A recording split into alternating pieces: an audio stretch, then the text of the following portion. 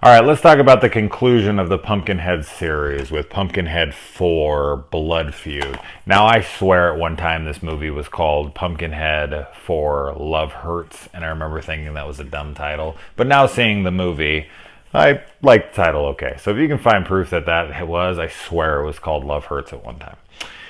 Anyway, this movie has an interesting little thing going on in it, which is that this movie is about, these lovers that want to be together, but their families are at odds with each other. So, one night when they're meeting up to hang out, the girl's family comes and takes the guy away, and his sister ends up getting killed. So he wants vengeance, and he wants their whole family killed except for his girlfriend, so that they can be together. Now, what made this unique to me was the fact that the families that are, that have the feud going on are the Hatfield and McCoys. And if you know your history, they're a very famous family feud from the 1860s.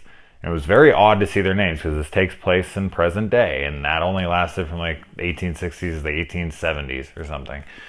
So it's just an odd thing to use. It's just like the Hatfield and McCoys, really? Like, okay, interesting. I like that this movie immediately puts you right into the action. Like, it starts like boom, like that, instant. I like that it's a love story. I mean, that's the first one we've really got. I mean, yes, the first one, the guy loves his kid, but this is a boyfriend and a girlfriend who want to be together, and he's doing it for vengeance to be with his girlfriend. I like that it was a little bit different of a spin. I mean, yes, he wants vengeance because his sister died, like everyone, but he's mostly doing it because he wants to be with his girlfriend. So I thought that was unique. Something that they made a tad different in this one is that he's basically like barking orders at Pumpkinhead some points of this movie. I haven't really seen that done before, where Pumpkinhead is like going to do something, he's like behind him like, no, here, and kill this. He's kind of orchestrating his kills. So I thought that was interesting. I find it funny that I'm not complaining by any means, but that Lance Henriksen's character, which he's in this one and the last one as Ed Harley, as the character he was in the first, as a ghost. I mean, they just were like, how do we bring back Lance Henriksen? And they were like, well, we can make him a ghost, and there's really no need for him to be in these movies in all reality. I mean, you could write him out so simply. I mean, he really just doesn't do a whole bunch. There's little plot elements in the last one, like him being the body they dug up, but it's really just, it doesn't need to be here. I'm glad it is. I'd like to see him. I liked his character, and so it's fine that he's here, but I just found it funny that it was like, you couldn't have come up with a better reason. Like, I'm okay with it being his ghost, but make him central to the plot line. Make his character really matter so that it seems like he needs to be in this movie, and not that you just wanted to throw his name on it so that people would be like, oh, Lance Henriksen's returning to the Pumpkinhead franchise? I better check that out. Like, you could have taken an extra day or two to sit down and be like, why does he need to be in this, though? Like, let's make it have substance to it. So I wish they would have put a little bit more, thought into that. But whatever. I'm glad he's here, as I said. Now, getting to the good in this movie. I've already said most, but I like that there's a lot of people marked in this movie, so that opens it up for a bigger body count. I'm a horror lover. I love when the body count's out of control, and like every Friday the 13th, it seems just like Jason's gonna kill 20 this time. I mean, in the first few, he kills 13 in every film, but then from there, it just exponentially grows, and I like that. So in this movie, there's a lot of people marked.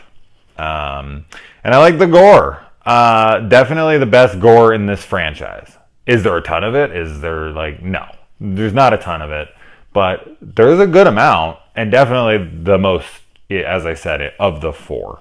The acting in this movie kind of just varies in ranges of acting ability. Like some is so piss poor, it's laughable. You're just sitting there like, oh God, please stop.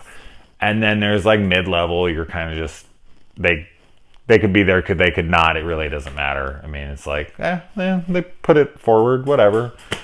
And then some of them are really good. I think the lead actress, the girl that he's in love with, I think she was really, really good. I mean, I think she gave as best of a performance as this role required. And I think she did great with what she was doing. And I've already pretty much said everything I'm going to say about the goods. I did like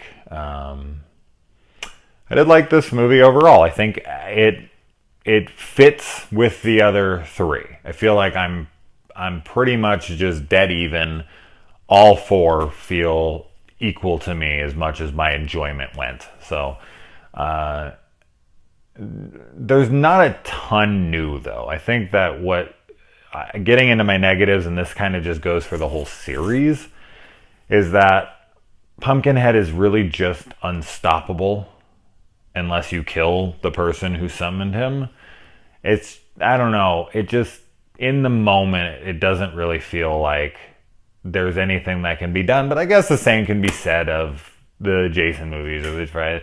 I don't know. It feels like a superhero movie where, like Superman is unkillable. So you're watching it like, well, no one's going to be able to hurt him. So this is, it's not that I dislike it. It's just like, I wish that they would have changed it a little from story, from movie to movie. They could have expanded the lore, and they just really don't. Except for Ed Harley's ghost character is one of the only things. There's good continuity between 1, 3, and 4 with the necklace and the witch, and so they kind of did that, but there really isn't any expansion. There isn't any new spin, and that's what I feel like this franchise was missing, was somebody who wanted to push the lore further, expand on the things that they had done, and make something new. But this is, I mean, they're big. That's why I feel like dead even about all of them, is that it's basically the same film every single time.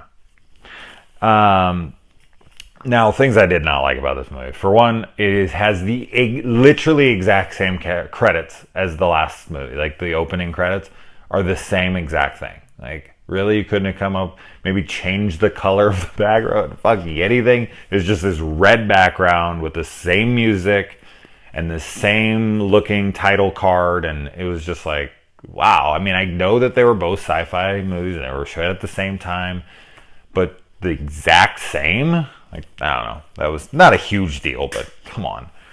There's this hilarious scene in the very opening of the movie where there's basically like a guy who's playing bouncer at this wedding, and the Hatfields or the McCoys, I can't remember which side of the family was which, but they just come up and like punch this guy in the face, and it is just, he just is not, like, he doesn't care at all.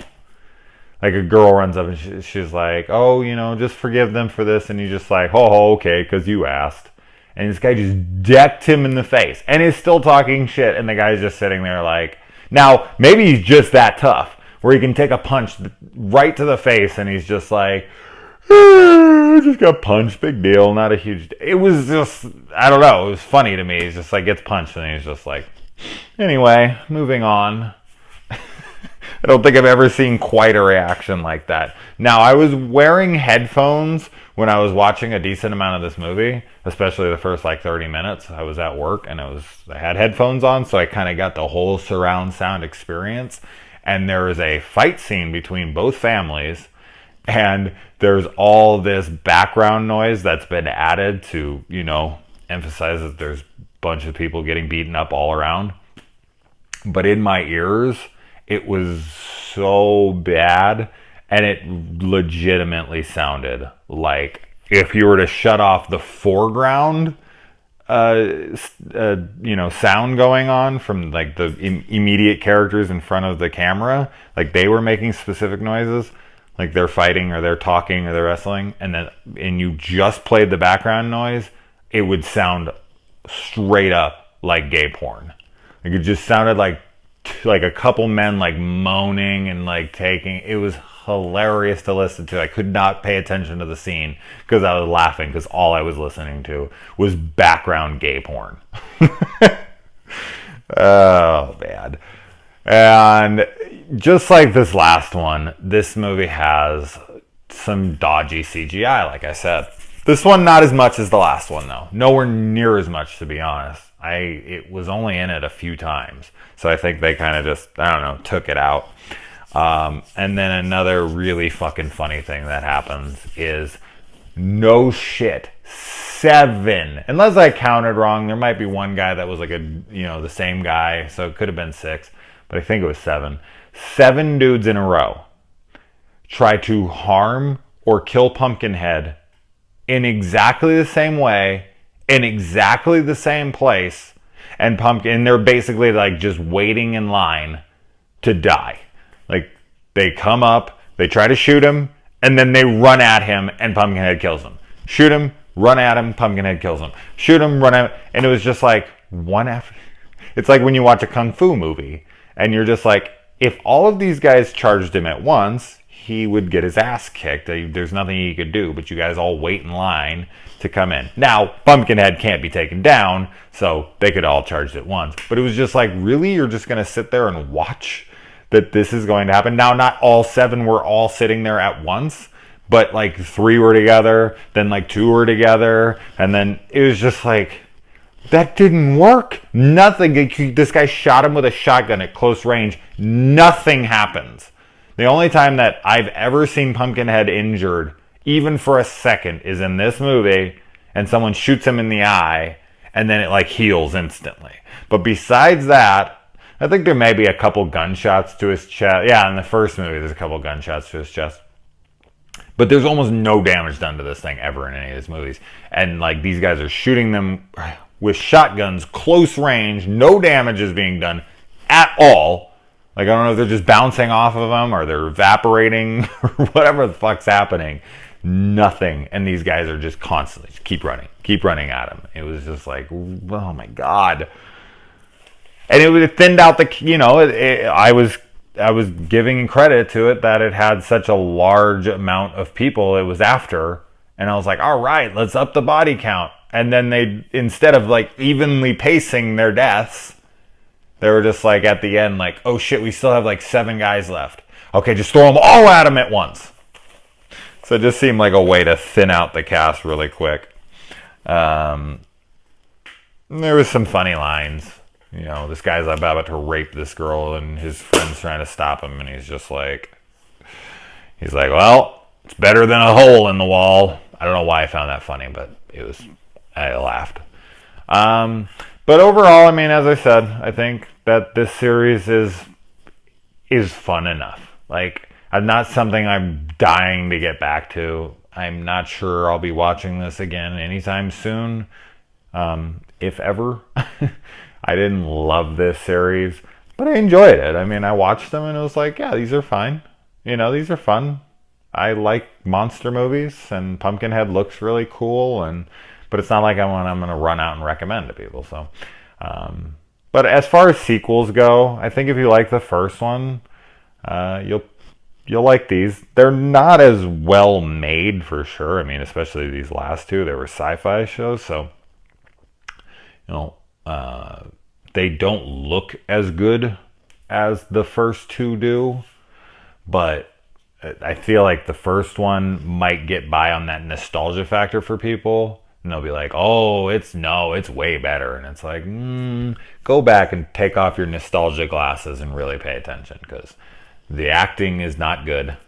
You know, the characters are super underdeveloped.